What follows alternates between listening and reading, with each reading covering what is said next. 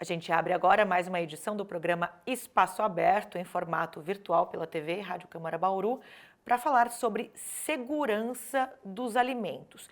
É impossível falar de alimentação se não falarmos das formas e maneiras corretas de armazenar, preparar os alimentos. A gente tem um dado aqui da Food Safety, que é um documento criado pela ONU, FAO e OMS em conjunto, que aponta que todos os anos cerca de 10% da população em todo o planeta tem algum tipo de problema de intoxicação alimentar, algum problema de contaminação relacionado à alimentação. Bom, para conversar com a gente, dar algumas dicas, orientações a respeito de lavagem, limpeza, armazenamento correto, cuidados, políticas públicas para alimentação, para uma segurança maior nos alimentos. A gente recebe aqui no programa a Natália Lima de Oliveira. Ela é engenheira de alimentos com doutorado em biotecnologia industrial, atualmente professora na UNB, Universidade de Brasília. Gentilmente aceitou o nosso convite para este bate-papo. Natália, seja bem-vinda.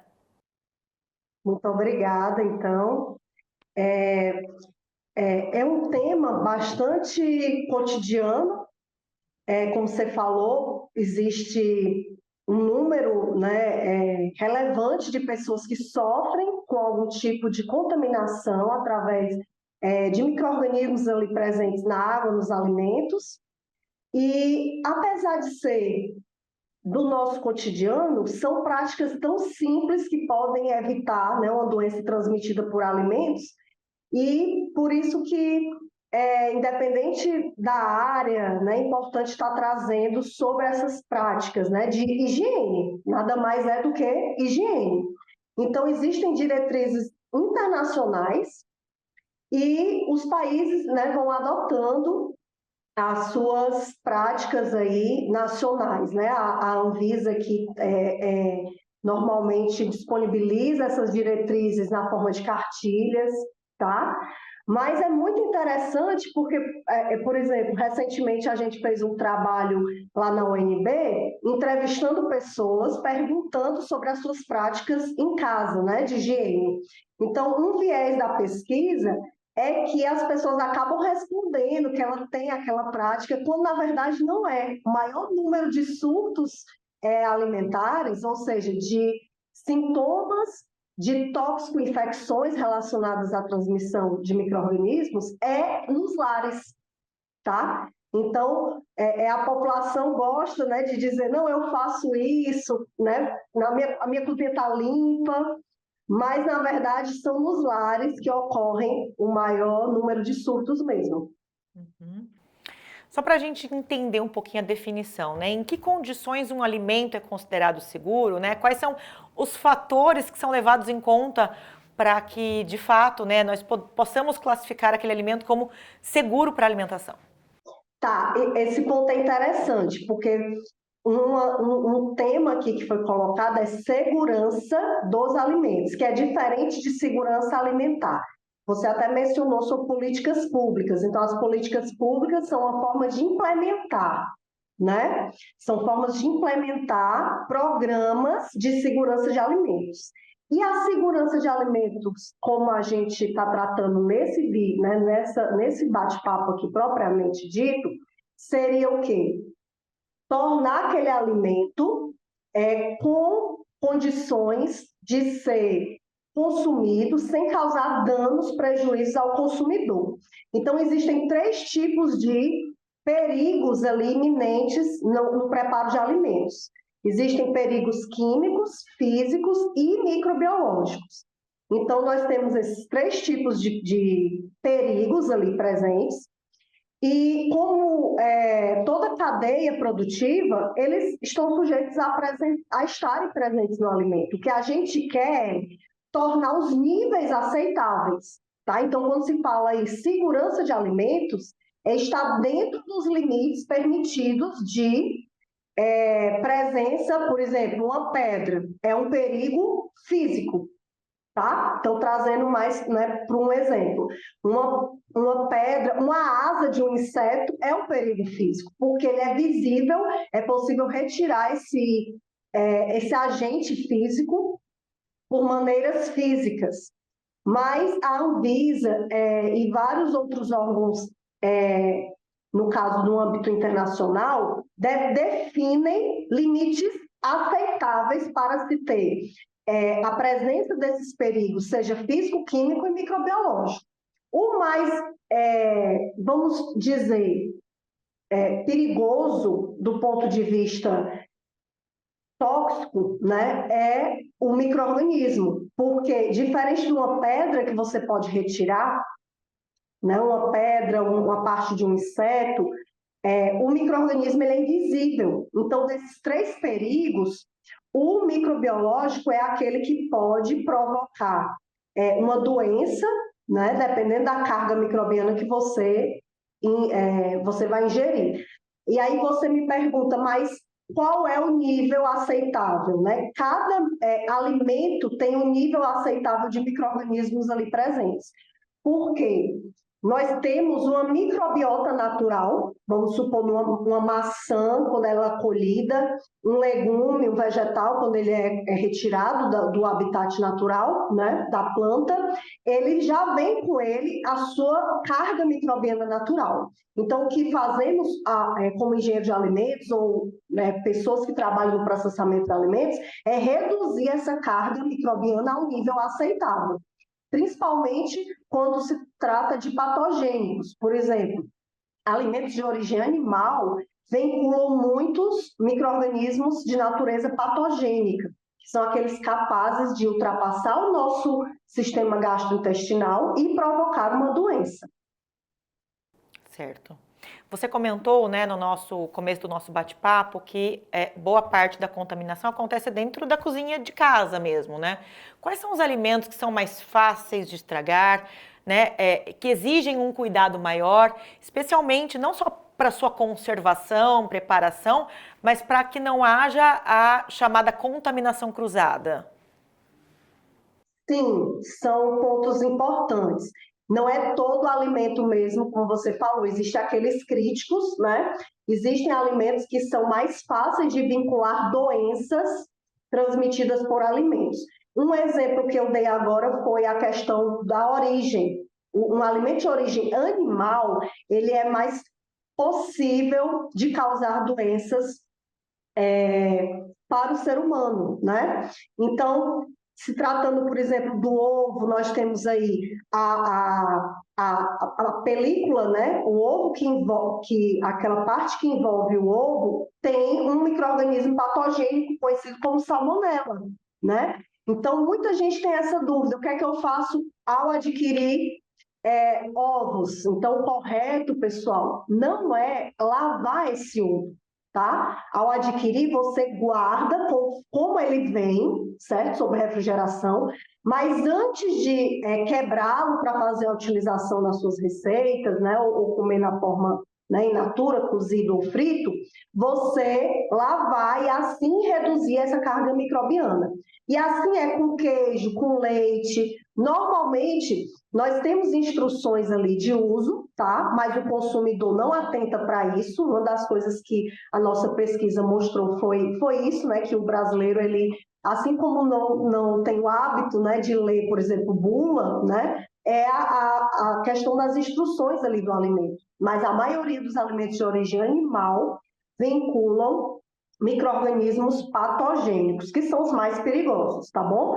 E aí nós temos, por exemplo, um micro-organismo não patogênico, é aquele mofo que normalmente, dependendo da região aí do país, vai crescer com mais facilidade no pão, certo? No cereal, aquele fungo, né, mais visível. Esse tipo de micro-organismo, ele não é patogênico, ele é deteriorante. Então, ele é um micro-organismo que cresce mais em cereais, tá bom?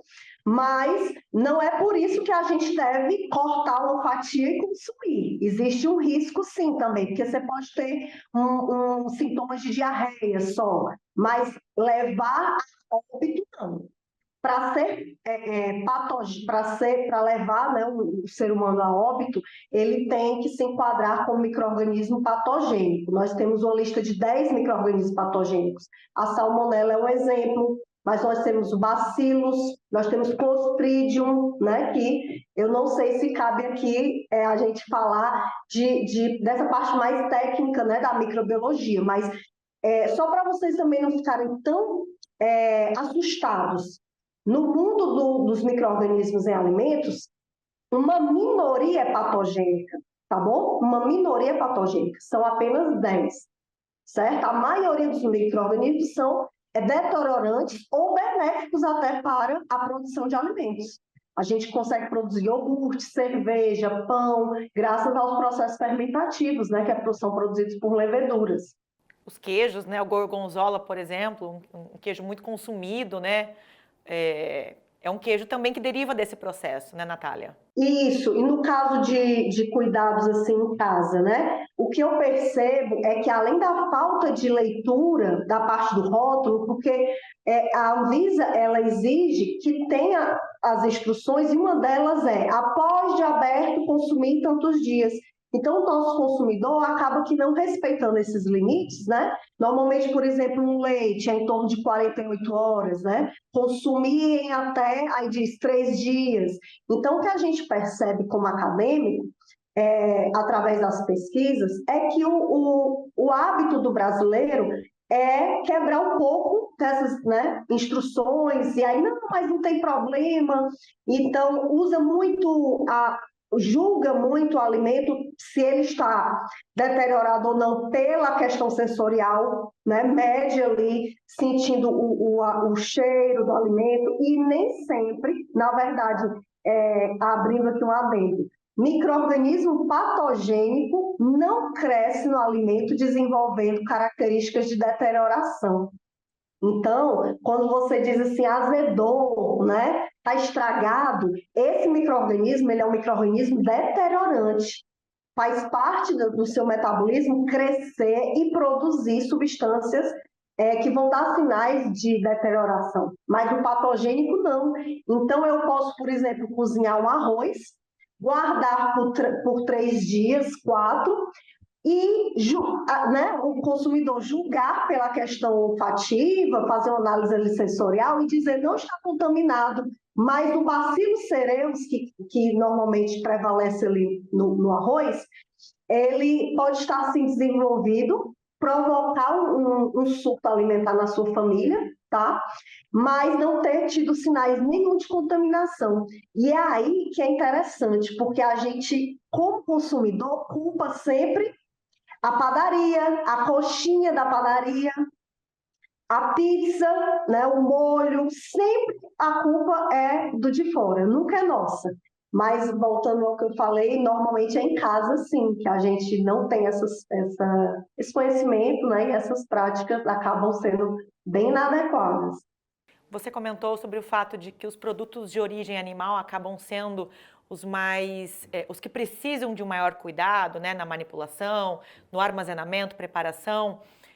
Quais são os cuidados que devem ser tomados com hortaliças, verduras, folhas, de uma forma geral? E eu queria que você comentasse também sobre os produtos congelados, porque nós temos a sensação de que eles são absolutamente seguros. Vou comprar congelado, chego na minha casa, coloco no freezer, posso consumir aí, deixar congelado muitas vezes por meses e fico muito tranquila em saber que está no congelador. De fato, né? E em que condições esses alimentos congelados são seguros? Tá, interessante. Então, começando pela questão, né? A gente diferenciou um alimento de origem vegetal e animal tem micro-organismos diferentes. O de origem animal tem uma microbiota mais patogênica, né? É um micro-organismo, por exemplo, que estava habitando no trato gastrointestinal daquele animal. Quando você compra uma peça de carne, por exemplo, vem micro-organismos ali patogênicos que estavam presentes, né, no processamento daquela carne, se tratando de qualquer carne, seja suína, bovina, né, uma ave, todas têm uma carga microbiana patogênica. O que a Anvisa estabelece são limites aceitáveis. A gente, como consumidor, deve continuar a controlar a multiplicação desse micro-organismo. Então, o ponto que você falou muito importante é temperatura. Quando a gente compra uma carne e ela vem congelada, certo? A gente deve chegar em casa, se for fazer o preparo na hora, fazer o descongelamento, conforme diz nas instruções, né? Ele diz esse alimento deve ser descongelado. De que maneira? Em refrigeração, normalmente, saindo de congelamento, que é aquele estado de pedra, né? Nós vamos baixar a temperatura, mas não simplesmente expondo ali em cima de uma pia, não é assim, porque aquela carga microbiana vai começar a se multiplicar rapidamente, né? E aí uma dúvida que eu escuto bastante é, mas vai cozinhar? Não vai matar? Porque a temperatura é o nosso controle, né? Então, seja frio ou seja quente, vai controlar sim o crescimento de micro-organismos. A questão é, a gente, quando adquire congelado, vai fazer o descongelamento, mas depois disso, esse descongelamento é para quê? Para preparar? Porque descongelar e deixar lá a temperatura ambiente vai favorecer aquela multiplicação. A carga microbiana, para você ter uma ideia, a cada 2 horas ela duplica, dependendo do micro-organismo, triplica. Então, quem garante que cozinhando eu matei, né, eliminei aqueles micro-organismos, certo? Então, claro que cozinhar reduz, mas não garante que você elimine a nível aceitável, né, a nível de risco. Então, um ponto que você falou aí, que é o congelamento, uma etapa muito comum que promove doenças em casa. O consumidor normalmente não tem critérios para congelamento e descongelamento, ele faz por bom senso, pela sua intuição, ele não lê, mas lá está bem direitinho nas instruções, principalmente se tratando de carnes. Então, se ela vem, né, no processo de congelamento, por isso que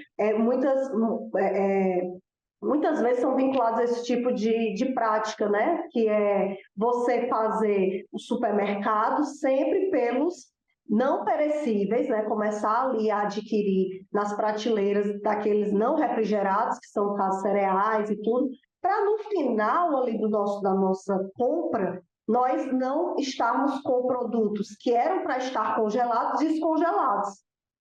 Ah, então quer dizer que até dentro do próprio supermercado tem risco? Tem. Assim, para a gente aqui deixar bem claro, quem tem esse tipo de prática, chega no supermercado e começa a adquirir nos frios, e aí vai terminar 2 horas depois, às vezes, transportar, levar para casa. Então, 2 horas é o tempo suficiente para aquela carga microbiana dobrar, e o cozimento não é uma garantia, né? Então, assim, eu já trabalhei em alguns estabelecimentos como pizzaria, que isso também é bastante crítico, né? Porque 2 horas para a gente é um critério, né? Como profissional. Se a gente tem certeza, por exemplo, que aquele leite ficou exposto por 2 horas fora da geladeira, a gente tem como afirmar que, apesar dele não estar azedo, ele sofreu uma multiplicação microbiana.